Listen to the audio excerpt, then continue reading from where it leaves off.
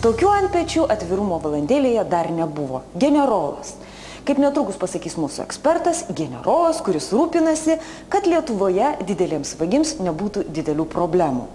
Jūsų dėmesiui teisėsaugos milijonierius, finansinių nusikaltimų netyrimo tarnybos vadovas generolas Boreika. Tai jis padės mums šiandien atsakyti į klausimą, kodėl Lietuvoje nieks didelis nesėdi. 4 vyrai susėda kavinėje už stalo šnektelėti apie reikalus. Tik staiga įeina moteris. Na, bet gal jūs pati, ponia Bekintienė. Ir aš iš karto taip staptelėjau, nustebęs, sakau, kokia kompanija įdomi savo pažįstamui.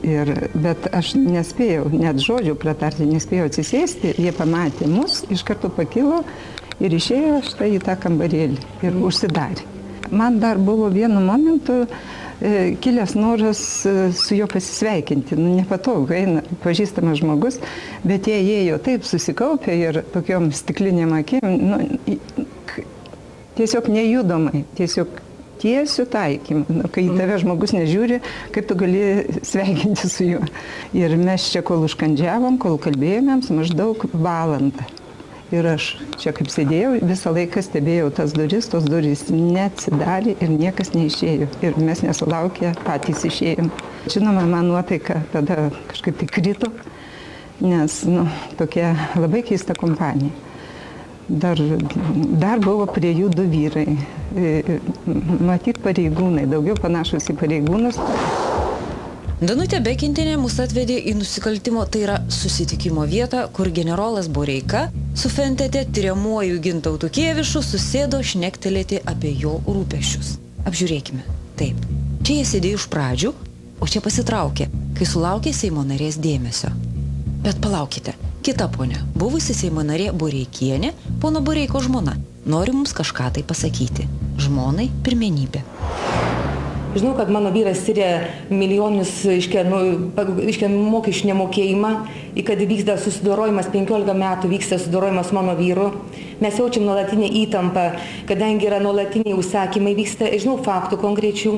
Kodėl sakot 15 metų? 15 metų yra šantažuojama mūsų šeima yra.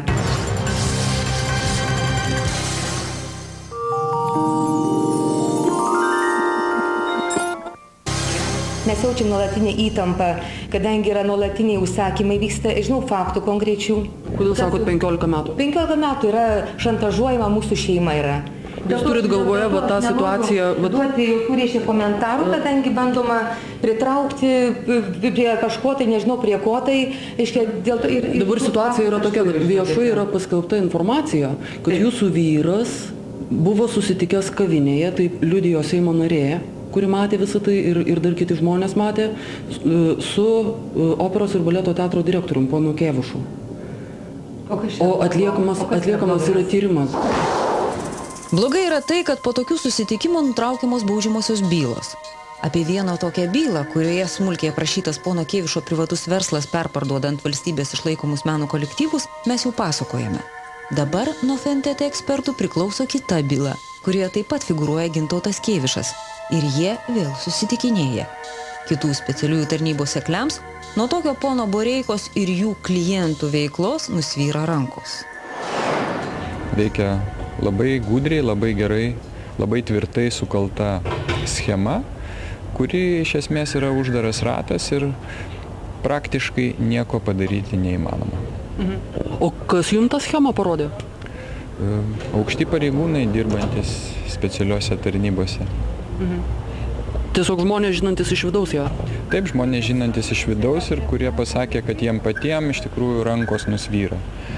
Ir, Taip ir pasakė? Taip ir pasakė. Jie yra absoliučiai nusivylę ir praktiškai nebetiki, kad ką nors įmanoma padaryti.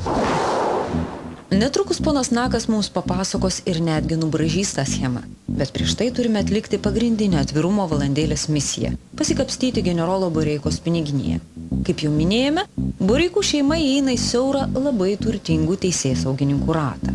Šeimos turtas viršė 2 milijonus litų, o pajamos gana kuklios. Pareiginė alga 5085 litai. Priedas už stažą, už kvalifikacinę kategoriją, už laipsnį, iš viso 6319 litų ir 98 centai į rankas. Kitokių įrašų nei darbas ekonominius nusikaltimus tyriančiose tarnybose generolo biografijoje nėra. Ponia Boreikienė kas kita. Ji buvo Seimo narė, tačiau iki tol turėjo verslą. Jūsų šeimos turtas yra daugiau negu 2 milijonai. Tai iš kokių pajamų tas turtas yra? Aš buvau akcijų savininkė ir akcijas pardaviau pakankamai gerą rinkos kainą. O kokių akcijų? Įmonės akcijas pardaviau. O kokios įmonės? Prekybos centro akcijas pardaviau. O kokio prekybos centro ten akcijos buvo? Vitebsko prekybos centro akcijos. O ar šitas dalykas buvo tyriamas, va ten tai reorganizacija tos įmonės? Oi, nereikėjo, kolegė, apie tą Vitebską ir ypač apie jo stebuklingą virtimą privačią bendrovę iš valstybinės, ponia Boreikienė kalbėti nemėgsta. O kur tas Vitebskas, jisai buvo valstybinė ar ne firma prekybos? Kur jisai dingo? Daugiau neturiu ką jums pasakyti. Viskas, ačiū. Dėl to Vitebsko, tiksliau, dėl jo reorganizacijos jau į poniai Boreikieniai priklausančią bendrovę vyko tyrimas. Viskas labai gerai, jokių pažeidimų. Na, bet vis dėlto, kokia to verslo esmė? Ne, tai komercinės patalpos, kurios buvo nuomojamos daug metų, tai yra šitas verslas. Ai, to prekybos centro patalpos, ar ne? Taip, patalpos yra nuomojamos, gauta nuoma tai yra mano pajamos, taip. Ir iš tos nuomos 2 milijonai. Užtenka to šantažo, užtenka mano gyvenimo šantažo. Supratote? Užtenka. O kai buvo tai atsakykit paprastai į tą klausimą. Susiję visi skandalai ir šita laida yra susijusi su tam tikrų verslininkų, kuriuos užkabinės mano vyras, yra dėl to, kad jie nemoka mokesčių valstybei ir visom šitom bylom. Šantažas, susidorojimo grėsmė. Ponia Boreikienė rodos gyvena ant ugnikalnio, bet niekada neįkrenta į jo nasrus.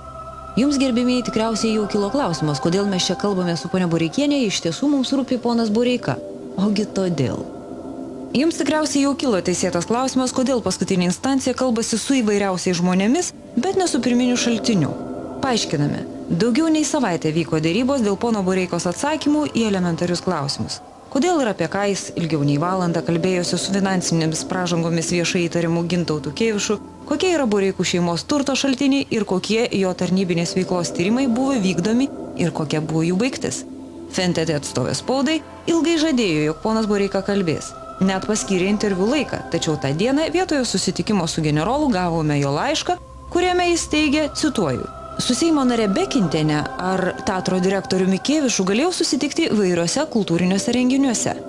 Seimo narė Bekintienė buvo labai nustebinta tokio paaiškinimo, nes tada restorane joks kultūrinis renginys nevyko. Dar generolas teigia, kad jo turtas sukauptas iš jo ir jo žmonos darbinės veiklos ir kad jokie jo veiklos tyrimai nėra vykę. Pastarąjį teiginį paneigtų net pono Boreiko žmona, kuri yra viešai šnekėjusi, jog dėl tų tyrimų gavo palikti verslą. Buvo tyrima dėl to, kad Kauno nusikaltėliai bandė šantažuoti mano vyrą. Ir aš žinau pavardės, žinau visą šitą istoriją, žinau užsakovus šitos viso šantažo. Ir ko pasakoj, pasakė, kad nebūtų daugiau šantažuojamas, dėl to aš turiu parduoti savo akcijas ir tiesiog išeiti iš to verslo. Daugiau neturiu ką pasakyti. O tai kas tyrė tada tokiu atveju? Kas tyrė tenai tą jūsų vyro veiklą? Tyrė Vidaus reikalų ministerija, yra padaliniai, kurie tyrė. Ta prasme, jūs norit pasakyti, kad Vidaus reikalų ministerija yra įtakojama tų nusikaltėlių? Buvusių vadovų.